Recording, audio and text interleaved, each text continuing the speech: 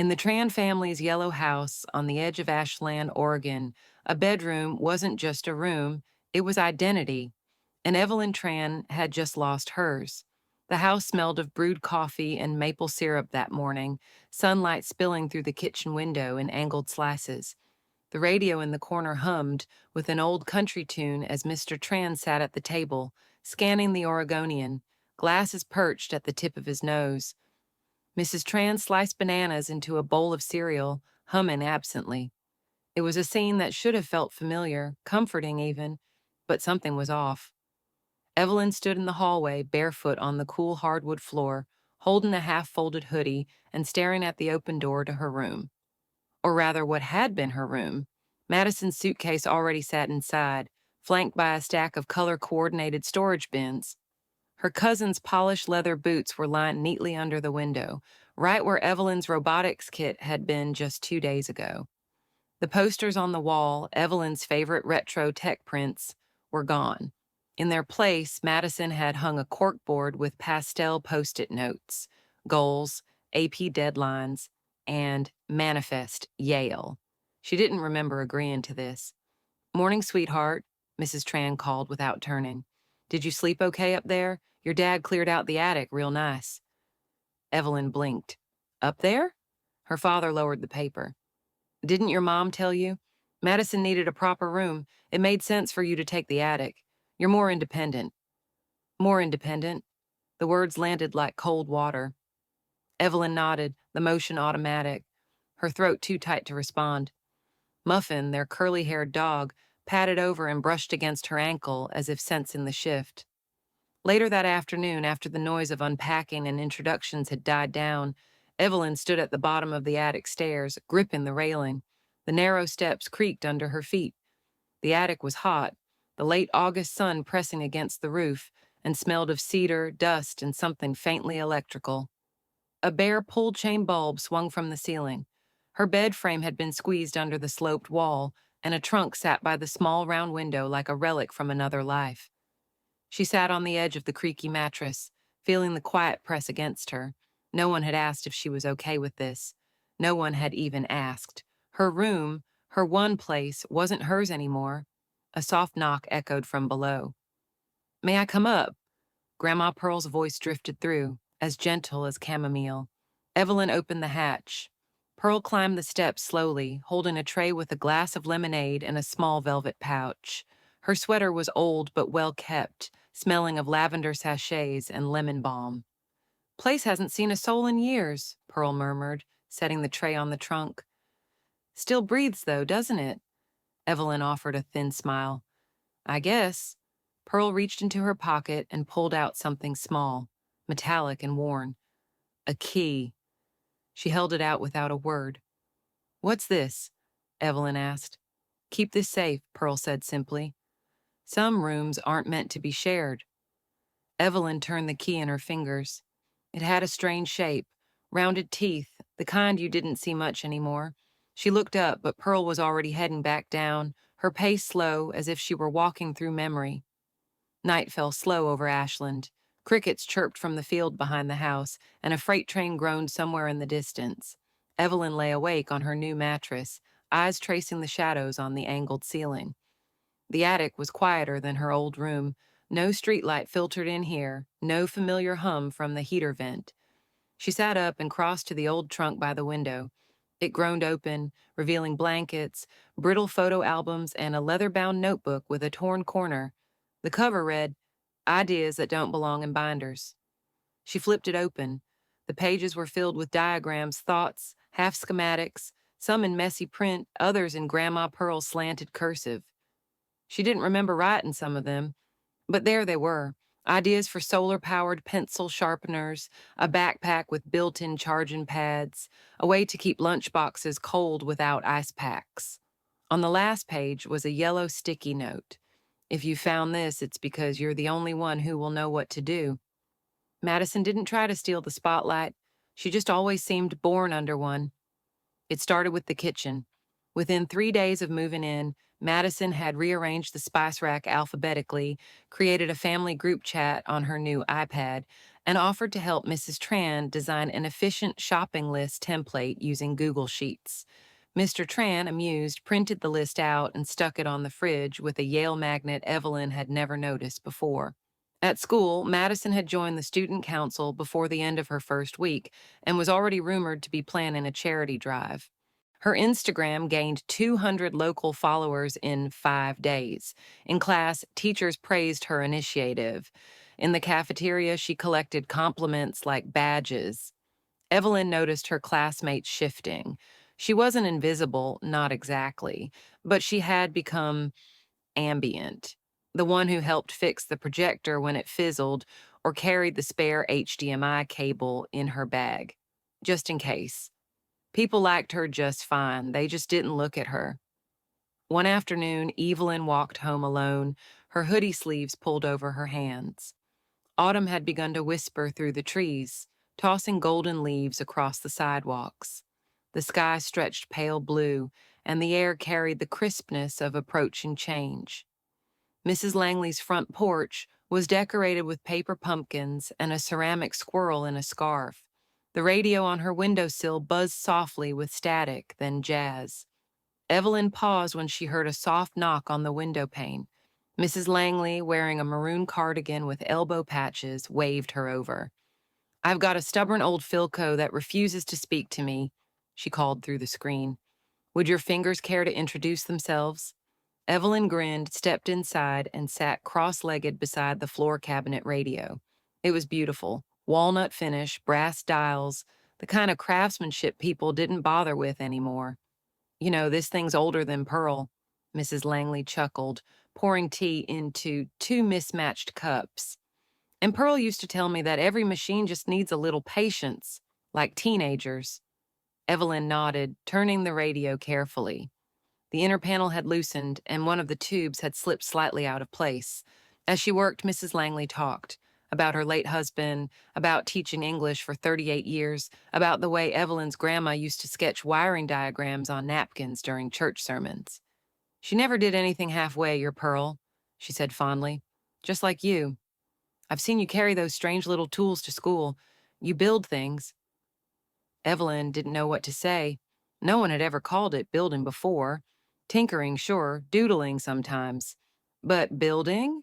When the radio crackled back to life, a soft saxophone melody filled the room. Mrs. Langley smiled as if Evelyn had fixed more than a machine. "I'll write a thank you letter to your grandma," she said gently. "She always said you'd surprise everyone one day."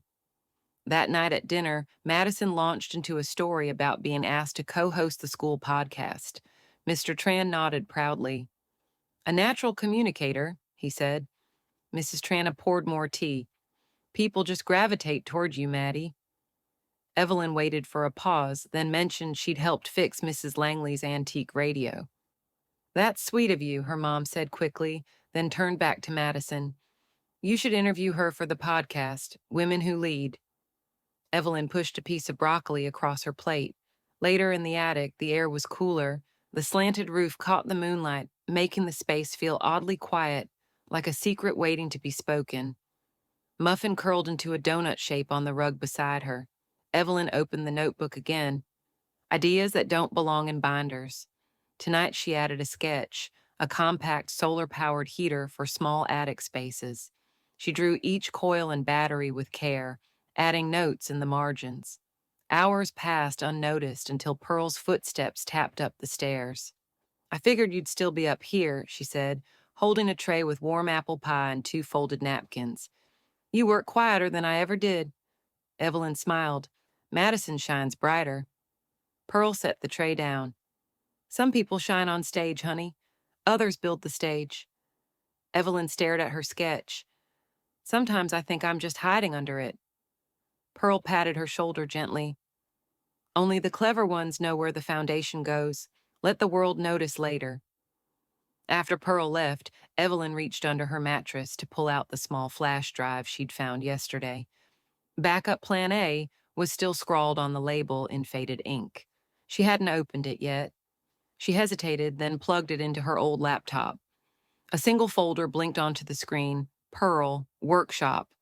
Inside were dozens of files, sketches, blueprints, audio notes with timestamps, and a folder marked STEM Girls Local Prototype. She didn't even know where to begin, but for the first time in days, Evelyn didn't feel displaced. She felt invited. Pearl never talked about her own endings. She just made sure everyone else's beginnings were ready. It was a Thursday morning when it happened. The house was quiet except for the distant whir of the washing machine and the soft chime of Muffin's collar. Evelyn had come down early to grab a roll of masking tape for a DIY circuit she was building upstairs. She found the kitchen empty at first. Sunlight hadn't yet warmed the countertops, and the tea kettle still sat cold on the stove. Then she noticed Muffin sitting silently by the armchair near the window, unmoving. His tail didn't wag. Pearl was there, slumped gently into the cushion like she'd just closed her eyes for a moment. But her chest didn't rise. Her knitting needles lay on her lap, a single row of yarn half finished. Evelyn called her name, once, then again, and then everything blurred. Paramedics came. One of them placed a hand on Evelyn's shoulder and said words that felt unreal. It was peaceful, a massive stroke. She wouldn't have felt pain. But Evelyn felt all of it. The days that followed passed in pieces. Neighbors dropped off casseroles with notes taped to foil. The church ladies arranged chrysanthemums for the front porch. Muffin refused to leave Pearl's room and scratched at her empty rocker every evening. The Tran family organized a simple funeral at the local chapel. Madison offered to create the program, designing a trifold pamphlet in navy and cream with a photo of Pearl from her younger years. The caption read, "A quiet soul with an extraordinary mind." On the morning of the service, Evelyn dressed slowly, choosing a charcoal sweater Pearl had once mended by hand. It still had a faint smell of lavender. She slipped into the pew beside her parents, whose eyes were red-rimmed and silent. Madison sat on the other side, scrolling quietly through her phone, perhaps posting a tribute. The chapel filled with the scent of flowers and old wood. A pianist played Amazing Grace. People who had barely spoken to Pearl suddenly had stories.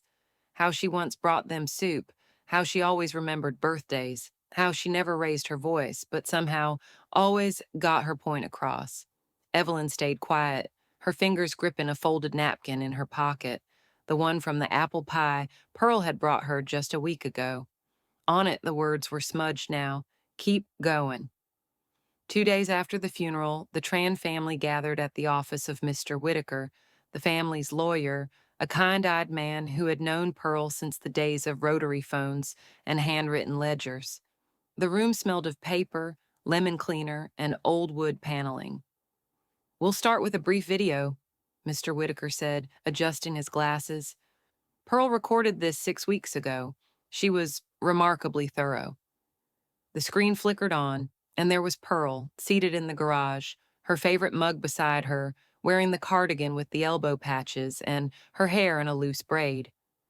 "My dear family," she began in a voice clear and deliberate, "if you're watching this, I suppose I've gone off somewhere I can't tinker anymore, but there's something I need to set right." Evelyn felt her spine straighten. "I've spent most of my life quietly," Pearl continued, "but quiet doesn't mean absent. I watched this family with care, with love.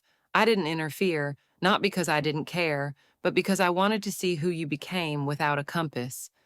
And now I want to give a few final nudges." She looked directly into the lens. "Madison," Pearl said gently, "your energy is boundless. But don't confuse applause with value, and Evelyn held her breath. You've walked through rooms no one saw you enter. You've carried more than you ever let show. You've built, not boasted. Created, not competed. And that, my dear, is exactly why I built something for you." Mr. Whitaker paused the video briefly and reached under his desk, pulling out a box with Evelyn's name on a brass tag. Inside was an old-fashioned blueprint folder, a smooth keycard, and a sealed envelope marked, "Only when you're ready." He resumed the video. "The garage," Pearl said, "the one no one has touched in years. I've kept it locked for a reason. I wanted to make sure the right person opened it." She leaned in, eyes twinkling even through the screen. "Evelyn, it's yours. Everything in there, notes, tools, sketches, projects I started and never finished, it's all meant for someone who sees in circuits what others see in stories. You don't need permission, Just curiosity. The screen faded to black. No one spoke for a long moment. Mr. Tran was the first to stir. She, she never said a word about all this. Madison looked stunned, fingers frozen on the edge of her purse. She left the garage to Evelyn. She left more than that, Mr. Whitaker said quietly. She left instructions. This isn't just inheritance, it's legacy. He turned to Evelyn. She asked that you open it alone when you're ready. That evening, Evelyn sat on the edge of her bed in the attic, holding the blueprint folder in her lap. Muffin rested beside her, chin on her ankle. The key card shimmered under the lamplight. She didn't know what she'd find behind that door. Maybe nothing. Maybe everything. Downstairs, laughter echoed faintly from the dining room, where her parents were reminiscing about Pearl's banana pudding. But Evelyn had her own journey now, and the garage was waiting. The lock clicked open, like it had been waiting decades for her hand. Evelyn stepped into the garage, half expecting dust and cobwebs to billow out like a forgotten attic in an old novel. But instead, the air smelled like old cedar and soldering iron. It was dry still and oddly warm, like someone had just left. She hesitated before flicking on the light. Fluorescents buzzed above, flickering to life one by one. The room blinked into clarity, and what Evelyn saw nearly stopped her heart. This wasn't a storage shed. It was a workshop. Not a cluttered hobby space either. This was meticulous, purposeful. Rows of labeled drawers lined one wall. Resistors, capacitors, fuses.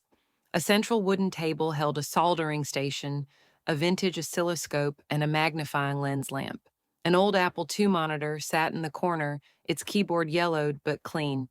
Shelves were lined with binders labeled with dates, 1982 to 1991, software drafts, prototypes, not final. Evelyn stepped closer, her fingers grazing the smooth surface of the central workbench. Everything was organized, not obsessively, but intentionally, as if waiting for someone to continue. There was a mug on the table that read, Pearl Electronics, Established, 1980. Next to it, a note written in her grandmother's neat angled script. This is for the one who saw the world in wires. Evelyn swallowed hard. She opened the blueprint folder Mr. Whitaker had given her. Inside were circuit designs, some annotated in a mix of English and Vietnamese, others with math scribbles in the margins. One caught her eye, a design for a learning module labeled STEM Girls Local Prototype 93. She remembered the name. It had been on the flash drive. Tucking the blueprint under her arm, she moved to the old file cabinet in the back. The bottom drawer opened stiffly, revealing manila folders, handwritten notebooks, and a small brown envelope with her name on it. Inside was a single sentence. Not everyone needs to follow the path. Some of us are supposed to build the bridge. Behind it was a packet of scholarship forms, 3 of them, each pre-filled with Evelyn's name, GPA, and an attached draft of a recommendation letter from Pearl. None had ever been sent. She sat on the stool in front of the workbench and stared at the dusty monitor. A yellow sticky note on the keyboard read, Boot. Trust the boot. With a deep breath, Evelyn pressed the power button. It sputtered, coughed, and then somehow came to life. The screen flickered blue, revealing a folder structure she hadn't seen since Computer Club. Basic text, no fancy icons, just blinking cursors and code. She navigated through directories labeled workshops, letters, audio logs. She clicked on one file at random. It was a recording. Pearl's voice, crisper and younger than Evelyn remembered, filled the speakers. Today I prototyped the lesson plan for a low-cost STEM education module. I want girls in rural schools to understand that knowledge doesn't belong to wealth, it belongs to the curious. Evelyn doesn't know it yet, but she's already solving puzzles I couldn't crack when I was 25. Evelyn leaned in, heart pounding.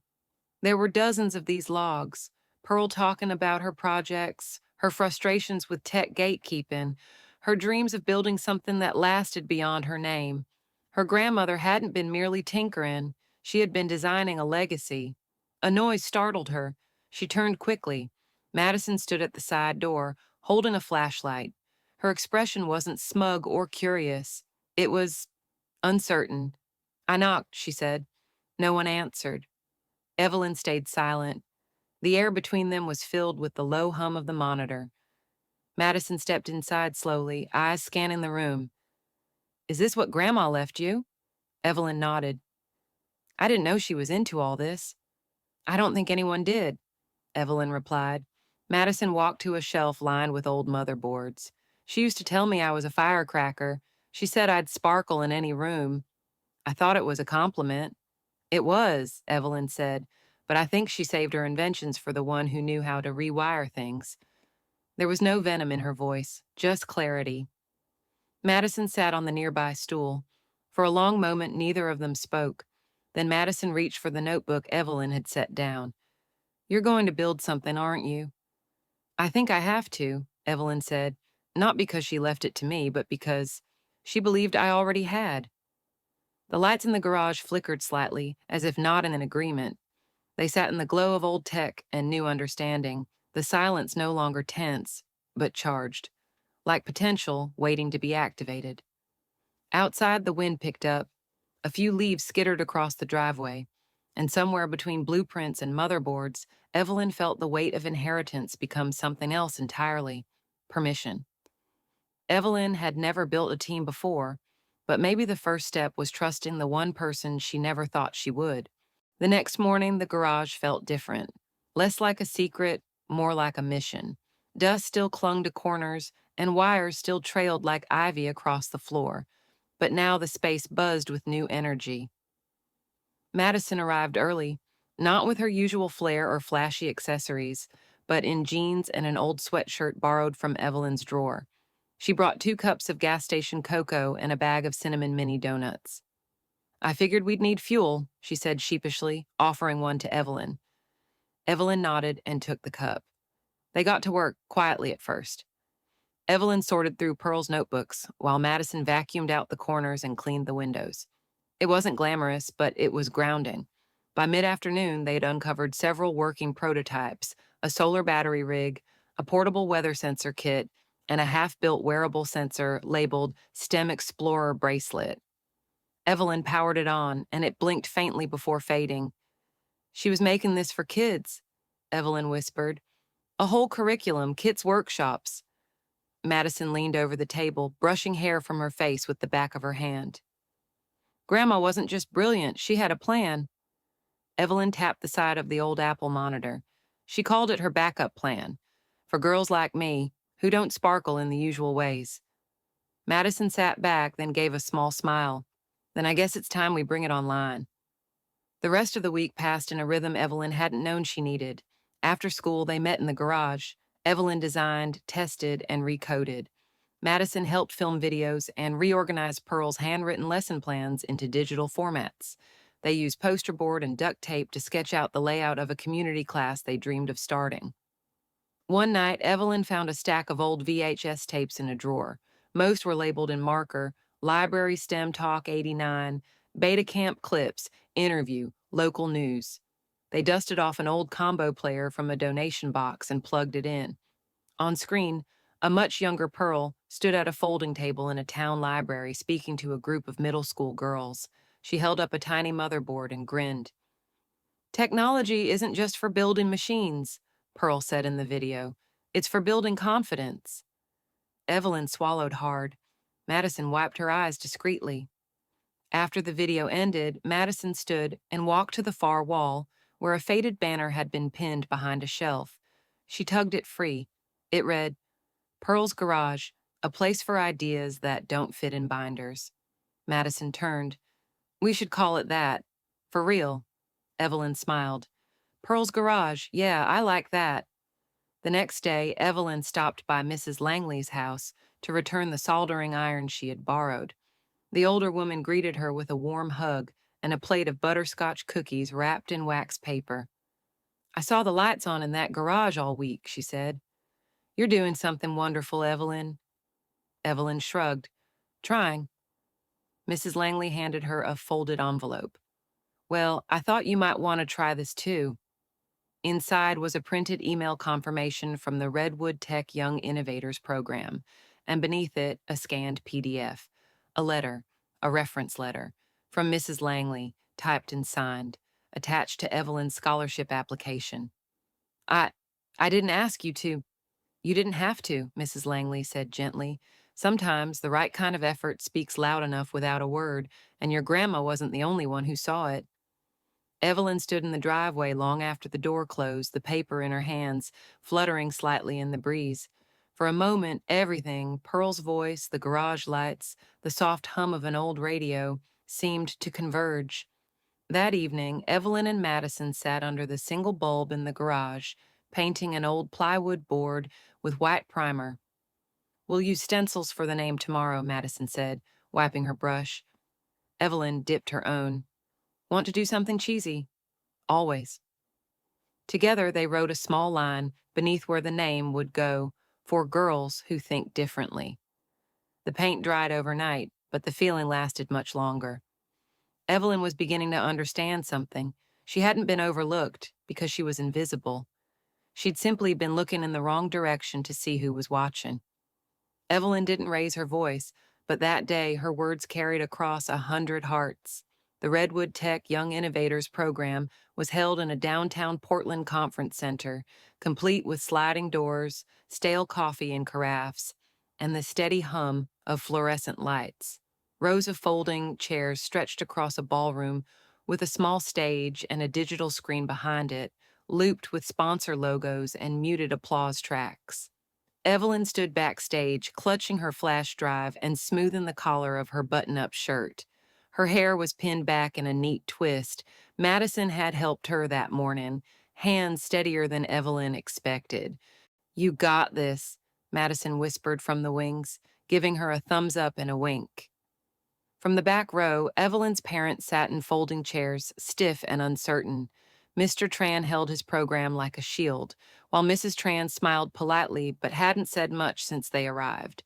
Between them sat Mrs. Langley, who had insisted on coming, wearing a scarf Pearl had knit years ago. When Evelyn's name was announced, she walked to the podium with the quiet steadiness of someone who had climbed a staircase no one saw. "Good morning," she began, voice clear, though soft.